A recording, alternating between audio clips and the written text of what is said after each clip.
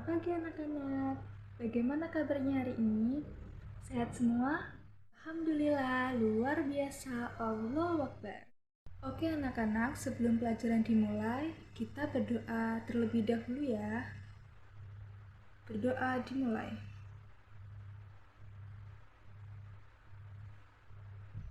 Berdoa selesai. Alhamdulillah, kita sudah selesai berdoa anak-anak. Nah, ibu minta sekarang coba cek teman sebelum kalian. Siapa yang tidak hadir hari ini? Apakah hadir semua hari ini? Nah, alhamdulillah berarti semua lengkap ya anak-anak. Sekarang ibu mau tanya kepada anak-anak, siapa yang masih ingat pelajaran minggu lalu? Siapa yang masih ingat pelajaran minggu lalu tentang apa? Ya, minggu lalu tentang pertumbuhan ekonomi.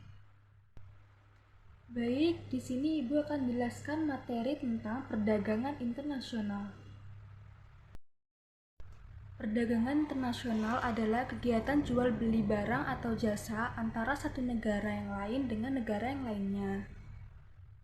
Salah satu tujuan diadakannya perdagangan internasional adalah untuk memperoleh keuntungan dari kegiatan tersebut. Seperti diketahui, perdagangan internasional diwujudkan oleh kegiatan ekspor dan impor. Ekspor adalah kegiatan menjual barang atau jasa ke luar negeri.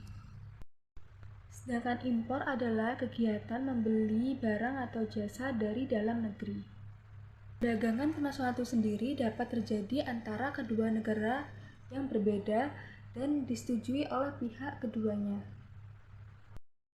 Nah, selanjutnya di sini Ibu akan menjelaskan tentang tujuan dari perdagangan internasional. Mungkin dari kalian ada yang tahu apa sih tujuan dari perdagangan internasional itu? Kalau tidak ada yang tahu, di sini Ibu akan menjelaskan ya. Tujuan diadakannya perdagangan internasional antara lain yang pertama yaitu menaikkan devisa negara. Poin yang pertama yaitu menaikkan devisa negara. Tujuan yang pertama dari kebijakan perdagangan internasional adalah guna menaikkan devisa negara melalui pertukaran perdagangan dengan cara mengimpor maupun mengekspor barang yang ada dalam atau dari luar negeri. Begitupun sebaliknya. Selanjutnya, poin yang kedua yaitu pertumbuhan ekonomi. Tujuan diadakannya perdagangan nasional antara lain untuk pertumbuhan ekonomi atau kenaikan produk nasional bruto atau GDP.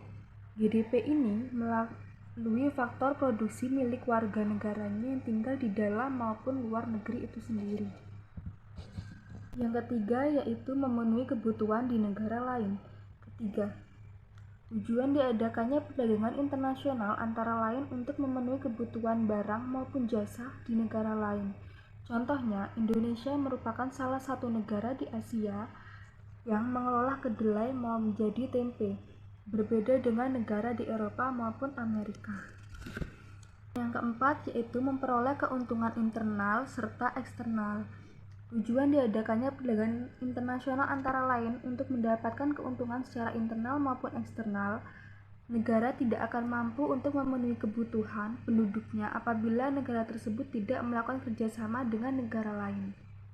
Guna memenuhi kebutuhan penduduk, negara akan berusaha meraih keuntungan yang dapat diperoleh melalui persetujuan kerjasama perdagangan internasional antar negara tersebut. Yang kelima yaitu memperluas pasar. Tujuan diadakannya perdagangan internasional antara lain untuk memperluas pasar. Dengan adanya perdagangan internasional ini, sebuah perusahaan yang ada dalam negara tersebut dapat menjalankan mesin produksinya secara maksimal. Selain itu, perusahaan di negara tersebut juga dapat menjual stok produknya tanpa perlu mengkhawatirkan kelebihan produksi, di mana kelebihan produksi ini biasanya dapat berakibat pada turunnya harga produk maupun jasa yang dijual. Poin selanjutnya yaitu adalah faktor pendorong dari perdagangan internasional. Yang pertama yaitu perbedaan sumber daya alam. Setiap negara memiliki sumber daya alam yang berbeda. Indonesia memiliki banyak sumber daya alam antara lain kayu, minyak bumi, batu bara, timah, dan karet. Tetapi belum memiliki kemampuan yang memadai untuk mengelolanya. Hal ini mendorong Indonesia untuk mengekspor bahan mentah atau baku ke negara lain untuk diolah. Poin yang kedua yaitu pemenuhan kebutuhan nasional. Ada kalanya suatu negara tidak mampu memenuhi semua barang dan jasa yang menjadi kebutuhan penduduk sehingga untuk memenuhinya suatu negara perlu mengimpor barang dan jasa tersebut dari luar negeri. Dengan demikian, kebutuhan produk dapat terpenuhi. Selanjutnya yaitu perbedaan penguasaan teknologi. Penguasaan teknologi yang tidak merata antar tiap negara menyebabkan terjadinya perdagangan internasional. Negara dengan teknologi maju mampu menjual barang dengan harga murah kepada negara yang memiliki teknologi sederhana. Selanjutnya yaitu perbedaan selera.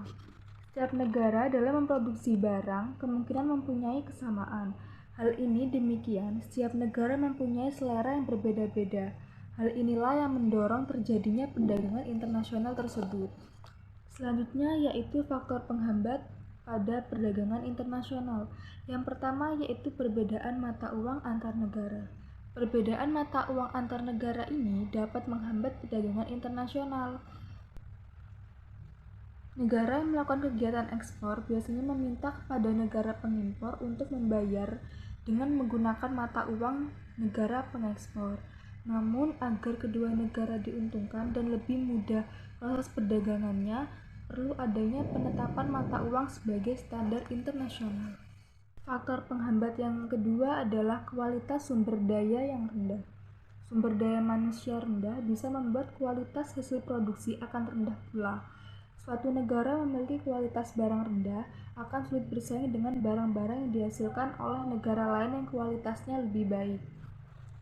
Faktor penghambat yang ketiga adalah pembayaran antar negara sulit dan beresiko. Pada saat melakukan kegiatan perdagangan internasional, negara pengimpor biasanya akan mengalami kesulitan dalam hal pembayaran. Apabila membayarnya dilakukan secara langsung, akan mengalami kesulitan dan beresiko. Oleh karena itu, negara pengekspor tidak mau menerima pembayaran dengan tunai, akan tetapi melalui clearing internasional atau telegraphic transfer.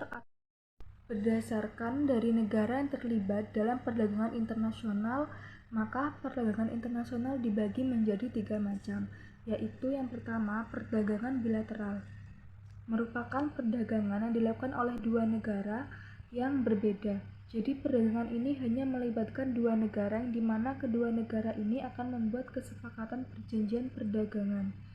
Selain membuat kesepakatan perjanjian, kedua negara juga bisa membuat kerjasama untuk mencapai tujuan tertentu. Kedua yaitu perdagangan regional, merupakan perdagangan yang dilakukan oleh negara-negara yang ada dalam suatu wilayah. Negara yang terlibat dalam perdagangan ini memiliki kedekatan dan karakteristik wilayah yang sama antar negara. Misalnya seperti adanya perdagangan internasional di kawasan ASEAN oleh beberapa negara di dalamnya. Yaitu perdagangan multilateral, merupakan perdagangan yang dilakukan oleh berbagai negara. Perdagangan jenis ini tidak dibatasi oleh wilayah dan jumlahnya tidak harus dua negara saja, tetapi bebas.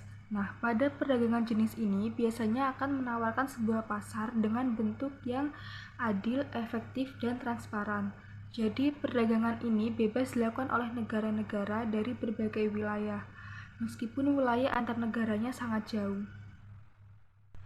Baik, cukup sekian pembelajaran hari ini. Terima kasih anak-anak. Wassalamualaikum warahmatullahi wabarakatuh.